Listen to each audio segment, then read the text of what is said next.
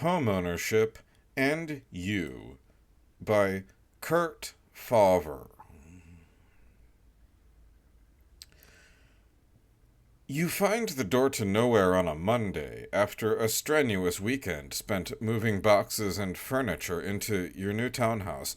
The house is a fine place, you think. 3 stories high, dark oak floors, recessed lighting, and stainless steel countertops. It's all been built to your specifications.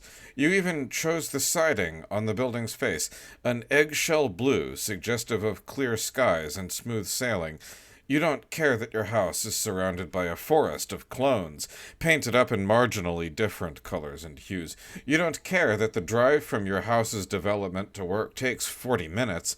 You don't even care that none of your new neighbors will look you in the eye or return your smiles or casual hellos. You're just happy that you've finally managed to purchase a home, your own home, a castle fortified against the rest of the world. The process took 35 years from the day of your birth, but you've managed to scrimp and save and work your way into property ownership. You are the monarch of this modest kingdom, and you repeat to yourself that nothing can possibly go wrong here, that with the newly built house comes a fresh start. You say the words like a mantra, like they contain a warding spell against all forms of tribulation. In the house you feel safe. You feel at peace. You feel that here and now things will be better than at any other point in your life. You love the house like you've loved few other things.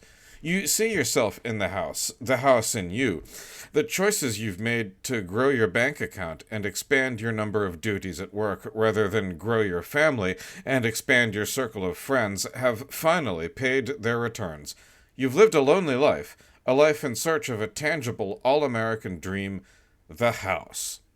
Now, you believe, you can focus on balancing the cosmic scales. You can fill the house with love and memories. You can have it all. But then you find the door to nowhere. You're unpacking linens when you first notice it. It's been there all weekend, this entirely unremarkable wooden door adjacent to the bathroom on the first floor. You didn't give it much thought until now, since you assumed that it must be a closet for the bathroom's towels and various accessories. Even though you don't remember requesting a closet in that location, you're sure its proximity to the bathroom legitimizes its presence. But the longer you consider the door, the longer you let your eyes wander over its frame and the grain of its wood, which ripples like the delta waves of a sleeper in the throes of nightmare, the more it exudes an intangible strangeness. You decide to settle your mind about it the only way that makes sense. You swing it wide open and look inside. As it turns out, what lies behind the door is indeed a closet, but one without shelves and without a far wall. So perhaps not really a closet at all. In lieu of the simple comfort of enclosure, you gaze into a vast twilight space where the ceiling and twin supporting walls disappear. It might be the rim of the universe, for all you know. Your mind is far from settled by this discovery. At the edge of the dusk-mirrored space before you, the oak planks of the floor drop all pretense of normalcy. They become gray and gnarled as the broken limbs of a corpse, seamlessly merging into a stone staircase that descends out of sight to places unknown and uncharted. You mutter a curse of astonishment and try to rationalize the situation. A stone stairwell, a dimly illuminated space below your house, a warping of wood in a way you've never seen by either design or natural processes. It all must mean something, but you refuse to let your imagination piece together what that something might be. Instead, you force yourself to believe that what you found is a basement, an ordinary basement, oddly constructed, yes, but ultimately no different from a million other basements. It's the only reasonable explanation, the only explanation that allows you to continue taking joy in your new home and your new life. Granted, the builders weren't supposed to install a basement, and you're pretty sure that basements aren't even listed as an option in your development, but nothing else makes sense. Nothing else comfortably explains those stairs, which lead toward recesses you neither asked for nor expected. And yet, for all your self-soothing, you can't help but shiver as you stand at the precipice of the closet. It's just a basement, you whisper, your hands balling up into fists as though to send a blow against any notion to the contrary. You know you should follow the stairs and see where they lead. You know you should figure out what fixture lights the space below so you can turn it off and save on your electricity bill. You know there are dozens of perfectly pragmatic responses to this situation, and you know none of them matter. It's just a basement, you repeat louder this time, desperate to convince the walls that surround you of their normalcy. You kick shut the closet door, punctuating your statement. You stack 6 heavy boxes of books in front of the door, then decide it's time to work on organizing the kitchen, where, as it happens, you discover absolutely nothing unusual about the pantry.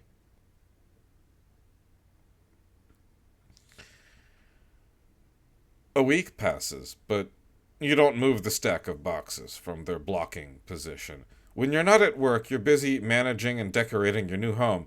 You hang tapestries and lay rugs and drill shelves into walls where, later, you'll display old family photos and expensive pieces of artwork that you'll never remember to look at.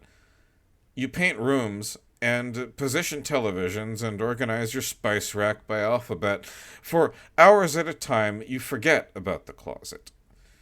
During those blissful stretches, you feel a particular comfort, a certainty in who and where you are that you've never felt before.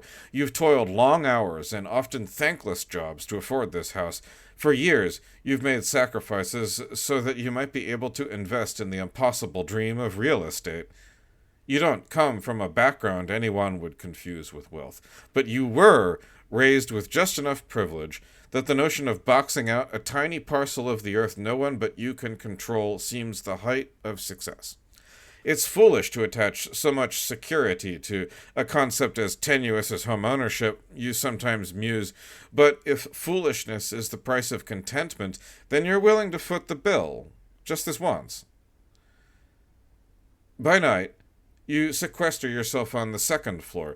You tell yourself that you do it so the whole house will feel lived in, with every room a hive of some form of activity. A more honest assessment, though, might reveal that you refuse to walk past the closet after dark. Dim orange light perpetually seeps from the cracks between the closet's door and its frame, and these fiery silvers glow most ominous and most alluring when they're wrapped up in the thick of night.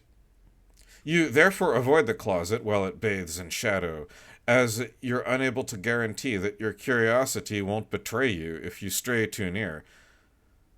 But what do you have to fear from facing the closet? This thought plagues you while you putter about the upper reaches of your house. You hate that your lifestyle is guided by childish apprehensions. Every night, you resolve to move the boxes of books and explore whatever lies beyond the closet door the next day, and every day you formulate a brand new excuse to keep that door sealed tight. Tomorrow, tomorrow, tomorrow, you tell yourself, secretly hoping you'll actually follow through on your initiative, secretly terrified by the same possibility. Tomorrow, however, takes several days to arrive.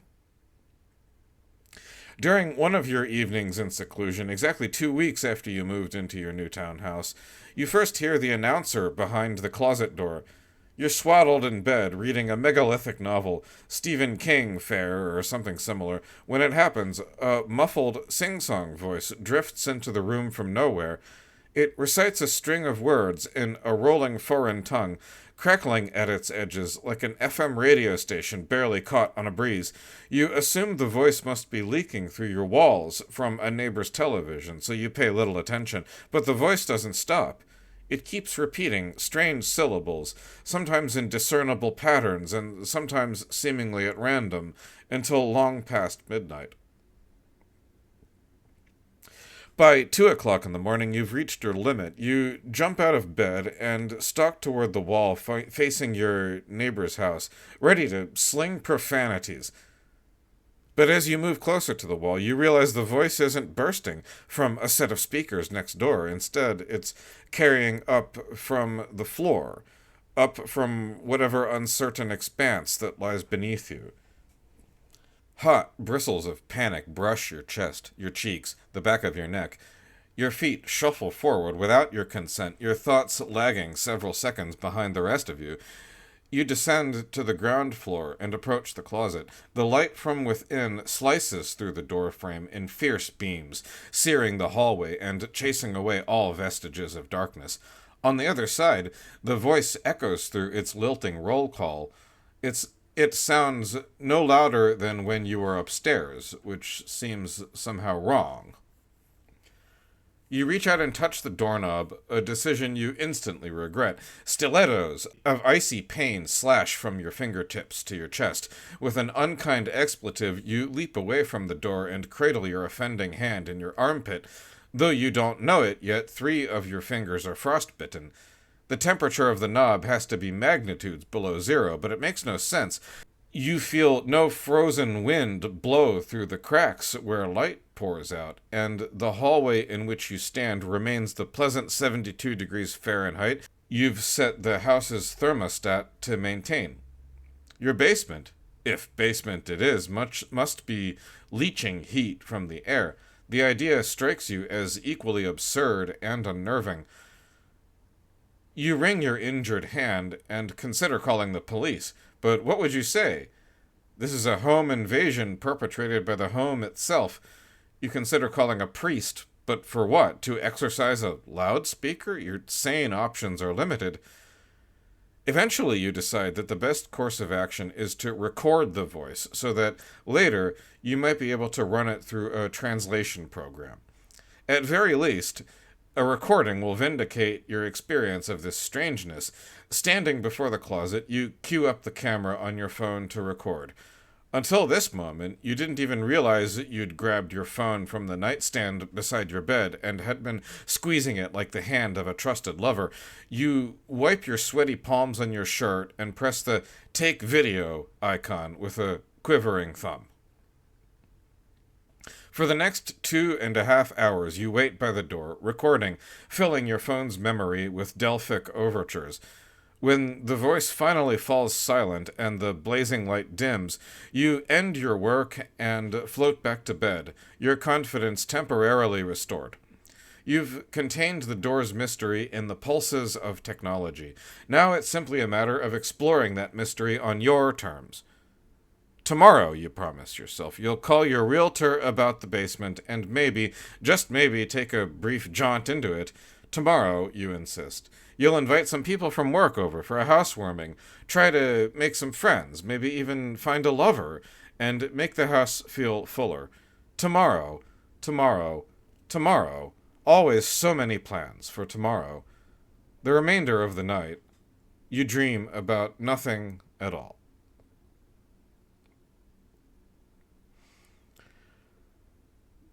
The next day, you're so busy at your job and so comforted by your recording that you neglect to contact the realtor. When you return home, you check the closet door. Dim coral light leaks through as usual, and your boxes of books remain undisturbed in front of it. Then hurry to your laptop and set to deciphering the voice from below. You're eager for answers and excited to regain psychological mastery over your home. While you work, though, a feeling that resides in the same rubble-strewn neighborhood as fear descends upon you. One by one, every translation app you download fails to make sense of the voice, returning variants of the same message, source language unknown. You download more apps, even those with poor reviews or add-on purchases, but they all come up empty too. Every time you replay the video, the voice becomes more distant, more metallic, more inhuman, until finally it devolves into a sound like the rhythmic drone of an ancient, ungreased ceiling fan. The effect forces you to question whether or not you've captured speech at all. Maybe the voice was little more than a faulty water heater, or a ruptured duct in the central air system. Maybe. Houses do sigh and complain on their own. but it's just as likely that the voice spoke an obscure language, or a dead language, or a language fabricated by its speaker. And there are more fantastical and worrisome options, too. Options that might suggest the language has never touched a human tongue, that it was never meant to. You contemplate the possibilities, fragments of old horror movies skittering behind your eyes, a thundercloud of demonic flies swarm a window, a single pallid hand reaches out from between a crack in floorboards, a fang and talon flash in the darkness beneath the bed. "No!" you shout, leaping up from your couch. "Not in this house!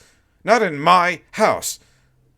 Emboldened by a temporary righteous insanity, you run to the accursed closet, shove the boxes from their defensive positions, and swing open the door. You stride over the threshold, variegated dawn light sweeping the space around you with an aura of faux heroism, and keep moving forward. Your steps on the mutant stone wood boards clack crisp and loud, but you don't mince your footfalls. You want the basement and anyone or anything in it to realize that you're master of this castle and you won't be routed from it. As you near the slate-colored stairs, the expansiveness of the space beyond the door begins to overwhelm you. From the hallway, you assumed the ceiling and walls were merely lost in the interior half-light, but now that you're actually inside, you can see that there are no ceilings or walls in this foyer to nowhere. Unbroken orange-purple expanses reach out in every direction, the geometry defying logic and physics. Whatever this place is, you can no longer think of it in terms as prosaic as closet or basement. You continue forward until you reach the stairs. You peer over the precipice and gasp, your head swimming, your knees weakening. Nothing has prepared you for this sight. The staircase descends in a sharp, triangular spiral for what must be miles. From your vantage, you spy no floor, no end to the stairs' journey, but for a point near the spiral's center, which flashes in lightning colors you cannot hope to describe. A sailor in the eye of a hurricane, or an astronaut jettisoned to the outer rim of the galaxy might face similar vistas, but few others would comprehend the paralyzing magnitude of what lies before you.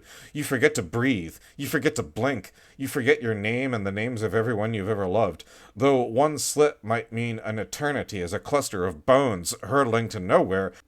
You can't help but being drawn to the flaring heart at the stairs' terminus. Closer, closer, closer, you stretch. You feel your body tilting, pitching ever nearer the chasm. Just as you're about to tumble head first down the stairs and heed the call of the glimmer in the depths, a tangle of human screams and bestial yowls rockets past you. Startled, you flinch away from the staircase and the spiraled gulf, your sense of self-preservation returning. Your breath fogs the air, gooseflesh rises on your arms. You may not have fallen, but the temperature certainly has. The cries again buffet the world below your home. You cannot discern whether the sounds are molded from pain or rage or terror. In any case, you want no part of them and backpedal toward the door. As the caterwaul ebbs, the loudspeaker voice from the previous night fires up its listing chant, this time accompanied by a scratchy, dissonant melody that reminds you of broken music boxes and cracked, headless ballerinas in perpetual pirouette. The effect chills your bones, even more than the temperature, which continues to drop. You scramble for the safety of the hallway, teeth chattering, and slam the door behind you. You grab your car keys and leave the house, driving directly to the nearest home improvement store. There, you buy the thickest, heaviest padlock and hasp you can find, a pair of solid steel bricks, really, and install both on the door beside the first-floor bathroom when you return home. It's an easy process, as the employee at the store claimed. After you've finished, you sit in the hallway and stare at the lock, a drill in your hand and a knot in your stomach. You promise yourself that you'll invite some people over tomorrow. You'll have a dinner party, maybe. You'll forget the door and settle into your house. It will become a pleasant, cozy home. It will. You will not close your eyes until the next morning. You'll also break your promise.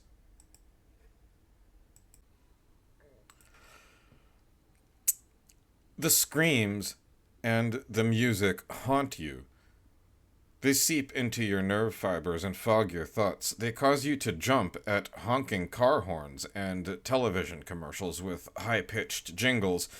Behind every conversation at work, you hear a scream. In every ambient noise on the street, you pick out a decrepit melody. Their echo is so all encompassing that the day after you first hear them, you leave work early, rent a motel room, and spend the night there, abandoning your shining townhouse on the hill. That same evening, you call your realtor from the motel. All business, she answers on the first ring and greets you by name even before you gasp hello. She asks how you're enjoying the house, whether or not you had trouble with the movers, if the tile in the upstairs bathroom turned out the way you expected, when you'd like to have landscapers come to plant shrubbery in your tiny front yard. You brush aside the questions with clipped positivity, every yes and great, paving the way for your question. The only question that matters, the question you force into the conversation at first opportunity. Does my house have a basement? Your realtor laughs too readily, too easily. A basement? Of course not, she says. None of the homes in Morning Acres have them. Why do you ask? Did you find one? That last peculiar interrogative hits the base of your skull with a dagger point. Your realtor knows. She's challenging you to acknowledge the grand insanity atop of which your house has been constructed. If you say yes, you fracture your dream of safety and sanctity and mastery over even the smallest domain. If you say no, you abandon perhaps the only chance you might have to learn more about the infinite spaces and spirals and screams below. No, no, you respond. I just wondered if I might have any extra storage areas anywhere, that's all. The realtor sighs, disappointed or bored with your answer. Sorry, she says, no basement. We can only build on top of what's already there. Bizarre phraseology, but you let it pass. You begin to ask a question about the history of the land where your development stands, but the realtor cuts you off. Sorry, I have to go, she says in a rush. I realized I'm late for a meeting with a client. Talk later. The connection drops to silence. A feeling of profound unease settles in your bones. Your realtor knows about what's under your house. Does that mean the realty company knows too? What about the bank where you obtained your loan, or the construction crews that hammered the place together? You're generally not an adherent of conspiracy theories, but terms like Bilderberg Group and Trilateral Commission bubble to the surface of your thoughts. You scan the room for cameras and pat down your clothes for listening devices. Though your search comes up empty, you can't help imagining an enormous, colorless eye ever at your back. For the second consecutive night, you fail to reach sleep's soft shore.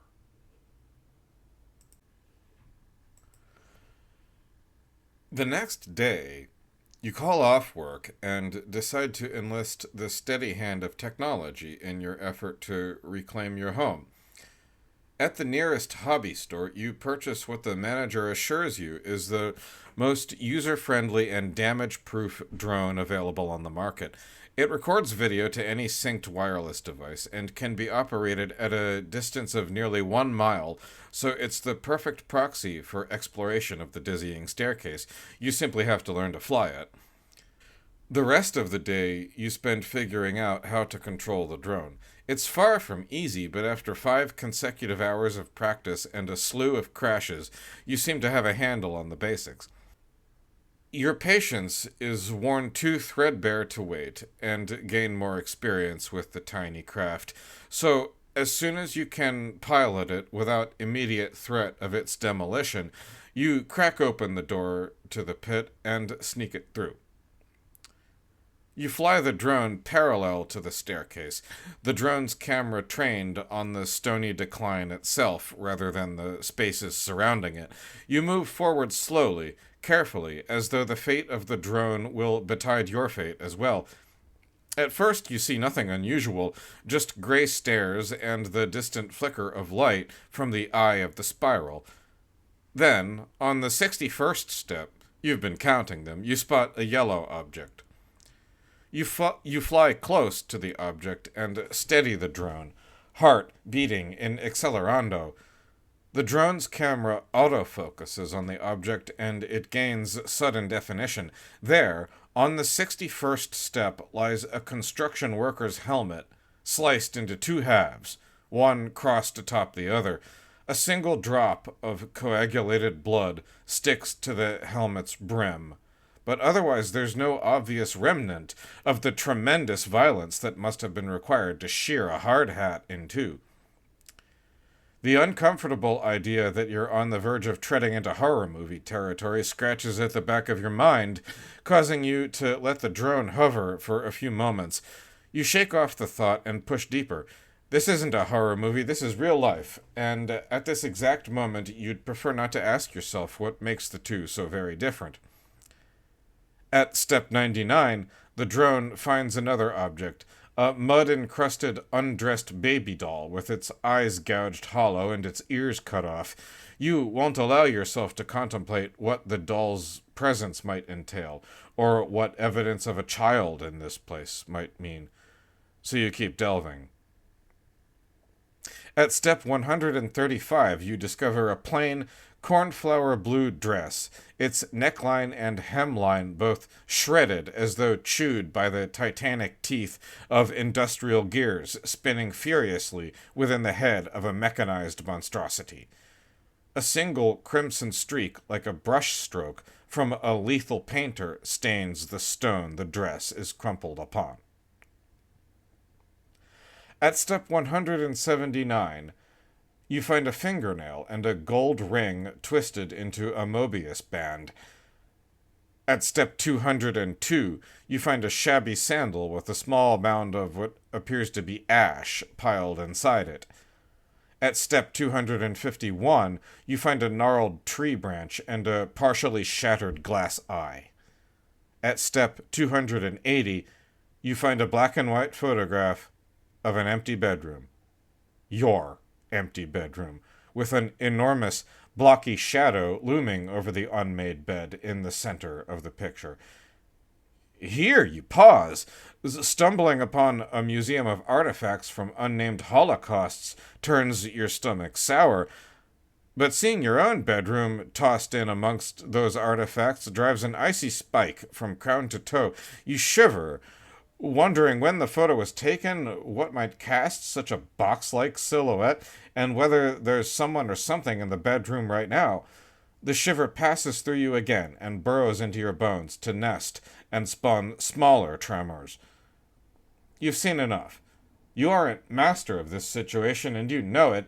The only possible way you can take control of your home and maintain its fragile sanctity is by ridding it of the basement. You should flee and never look back. It's what any reasonable person would do, but you can't afford to sell the house for a negative return. Your lone option is to block easy access to the province of wondrous dread below.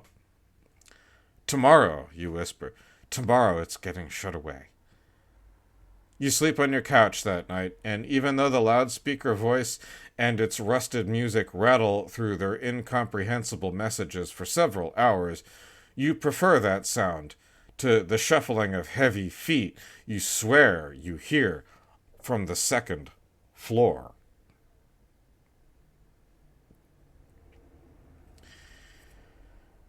Ignorance may not be bliss, but it does possess the advantage of clarity.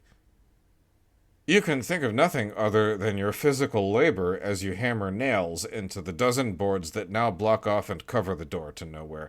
You refuse to see what other ominous detritus lies on the stairs, and what unsparing land, if any, sits in glory at the end of those stairs. You swear that never again will the door open, that one day in the near future you'll cover it with a bolted steel plate and then completely wall it over with soundproof insulation, even at the cost of narrowing your hallway by several inches. As you drive the last nail into place, you perform a little victory dance. You've ruined the existing wall with your construction, but short of a bull or some other bulging beast charging the door, nothing should be able to burst through it. Let the loudspeaker creep through its rusted tune. Let the screams blunt themselves against your unyielding door. Let the stairs retain their grotesque mementos, and let the hungry light flash in its abyss. None of them can do you harm. So you say to yourself, in hope more than belief. That night, sheltered behind your timber shield and your remodeling plans, you celebrate with a bottle of wine and an entire pizza. After polishing off both, you fall asleep on your couch, stuffed full of rare contentment. Just before dawn, however, you snap awake. A peal of abject horror rolls out from around the hallway door. Something pounds against it, rattling on its hinges. "Help!" A muffled voice calls out. "Open the door! It's coming! Open this door! Please!" This scream is unlike the screams you heard before. It's alone rather than part of a profane chorale. It's a specific message rather than a generalized Jeremiad. It's right behind the door rather than deep in the recesses under the house. More important, it's not resigned to its suffering, not the lament of a prisoner institutionalized by a system of damnation. No, this is the scream of a wildebeest tearing its horns through the neck of a lion, the scream of an infant gasping for its first breath in our world, the scream of being fighting nothingness. You squeeze the couch cushions until the joints in your fingers pop and crack. The door has to remain shut. For all you know, the plead for aid is a trick. You might open the door to a smiling knife, or a furious sledgehammer, or something far worse. Again, the flood of supplication flows through the door. "Open up! Please open! It's coming! It's coming! I haven't done anything to deserve this!" The door rocks against your barricade once, twice, thrice. You grind your teeth so hard that your gums start to seep blood. You roll off the couch and tiptoe to the door, praying that no one on the other side can hear your movement. Your mind stretches thin. Too thin for meaningful thought. Every impulse that rises up within you also falls with the counterpoint. You have to open the door. You have to keep the door shut. You have to help. You have to run. You have to call out. You have to remain silent. Part of you wants to tear down the boards and try to play savior. Part of you wants to hide in a cabinet as far away from this moral dilemma and stuff your ears full of cotton balls. In the end, you choose neither the hero's way nor the coward's way. Instead, you choose the path of the gawker, standing a safe distance from the door, eyes wide, paralyzed, or just as likely entranced by the impending carnage. A cyclone of Arctic air whirls from the doorframe, carrying with it a murmur of, "It's here." The door stops shaking. You hear nothing in particular, but the hair on your exposed arms begins to frost. A crackle, like static electricity, quivers around you for an instant, then blood, unmistakable, scarlet, viscid blood, seeps from under the door into the hallway. You step back, but you don't need to, for as quickly as the blood flows through the gap, it ebbs, receding and disappearing as though sucked away by some sort of ominous vacuum. With the blood's retreat, so too retreats the cold, leaving you alone and confused, if ever you were not. Although the temperature is rising, you shiver. Your house is built on death. Perhaps all happy homes are supported by unseen bones and distant howls. Or maybe your house is horrifically special. Maybe it's only your dream of a better life that's broken the back of the world. You're not filled with comfort either way. Many years ago, your mother told you that life is a garland of tragedies strung together by wire-thin hope. You suppose this is what she meant. You know you should sell the house and take the loss, move somewhere humbler, somewhere that's earned its right to be called a home. But this place is your holy grail, a treasure you've won through sweat and loneliness. Surely you can't abandon it. Surely you can live with the knowledge of the violence that lies beneath, so long as it remains quiet and undetected by anyone else above. Surely. You step up to the door and rap your knuckles against it. No one answers. You have some serious thinking to do.